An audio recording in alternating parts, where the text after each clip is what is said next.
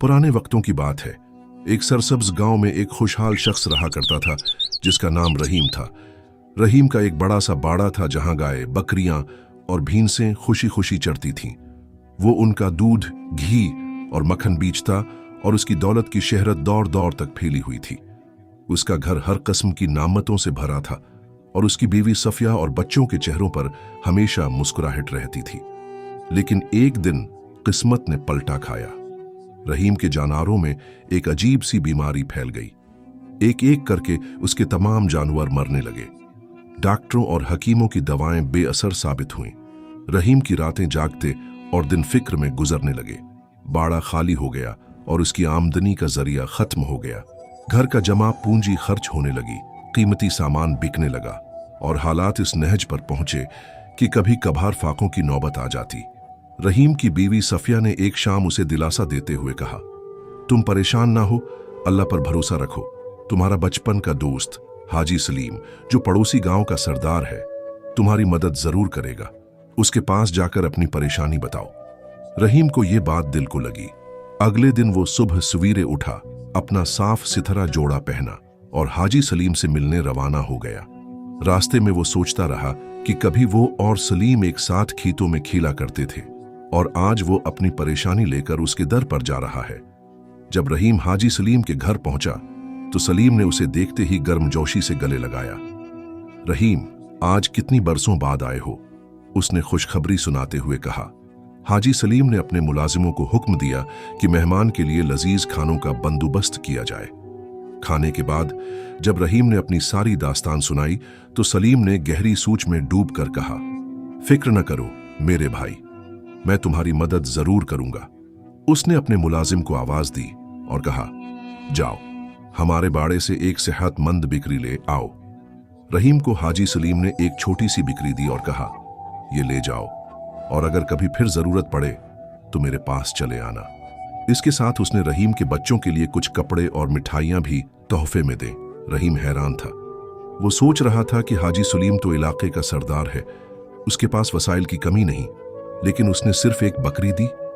दिल में कुछ मायूसी लिए वो घर वापस आया। सफिया ने भी बकरी देखकर हैरत से पूछा, बस ये एक बकरी? लेकिन रहीम ने कहा, चलो जो मिला है उसी में गुजारा करेंगे। उन्होंने बकरी का दूध निकाला, कुछ खुद पिया और कुछ गांव में बेच दिया।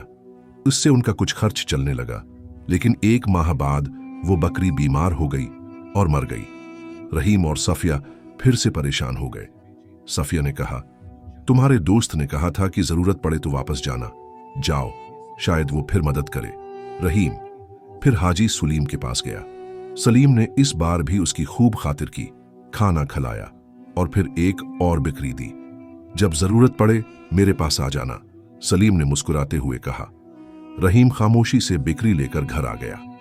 इस बार भी वही सिलसिला चला। दूध निकाला, बीचा और कुछ दिन गुजारा किया।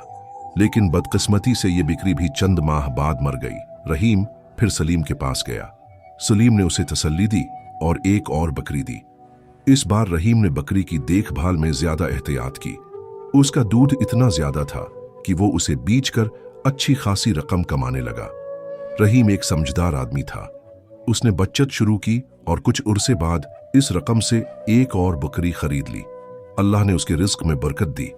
दोनों बकरियों का दूध बेचकर इसकी आमदनी बढ़ने लगी। वो फिर से जानवर खरीदने लगा और आहिस्ता आहिस्ता इसके घर में खुशहाली लौटने लगी। एक दिन सफिया ने रहीम से कहा, यह सब तुम्हारे दोस्त हाजी सलीम की वजह से मुमकिन हुआ। तुम उसके पास जाओ और उसका शुक्रिया अदा करो। रहीम का दिल भी यही चाहता था। अगले दिन वो खुशी खुशी सलीम के पास गया। सलीम ने उसे देखते ही गले लगाया और पूछा, क्या बात है रहीम, सब खैरियत है? रहीम ने मुस्कुराते हुए कहा, सलीम, तुम्हारी मदद की बदौलत मेरी जिंदगी फिर से सनूर गई है। मैं तुम्हारा शुक्रिया अदा करने आया हूं। सलीम की आंखों में चमक आ गई। उसने अपने मुलाजिमों को बुलाया और हुक्म दिया, बाड़े से 50 सेहतमंद जानवर खोलो और रहीम के घर छोड़कर आओ। रहीम हैरान रह गया। उसने कहा, सलीम, जब मेरा बड़ा वक्त था तुमने मुझे सिर्फ एक बकरी दी और अब जब हालात बेहतर हैं तुम मुझे 50 जानवर दे रहे हो। अगर तुम ये जानवर इस वक्त दे देते तो मैं कब का संभल जाता। सलीम मुस्कुराया और कहा, रहीम, जब तुम पहली बार आए थे मैंने तुम्हारे चेहरे पर मायूसी और परेशानी देखी थी। अगर मैं इस वक्त तुम्हें 100 जानवर भी देता तो वो सब बीमारी या किसी और वजह से जाये हो जाते। इसलिए मैंने तुम्हें एक बकरी दी ताकि तुम्हारा गुजारा चलता रहे और तुम्हारे दिल में उम्मीद बाकी रहे। जब तक तुम्हारा बुरा वक्त था मैंने तुम्हें एक एक बकरी देता रहा। अब जब तुम्हारे हालात बेहतर हैं, खुशहाली तुम्हारे दरवाजे पर दस्तक दे रही है, तो मेरा फर्ज है कि मैं अपनी दोस्ती का हक अदा करूं। ये 50 जानवर तुम्हारे काम आएंगे क्योंकि अब तुम उनकी कदर और देखभाल करना जानते हो। रहीम की आंखों में आंसू आ गए। वो सलीम की हिकमत और दोस्ती का कायल हो गया। उसने सलीम का दिल से शुक्रिया अदा किया और 50 जानवरों के साथ घर वापस आया। उसके बाद रहीम का घर फिर से खुशहाली से भर गया और वो हमेशा अपने दोस्त की हिकमत और दोस्ती को याद रखता।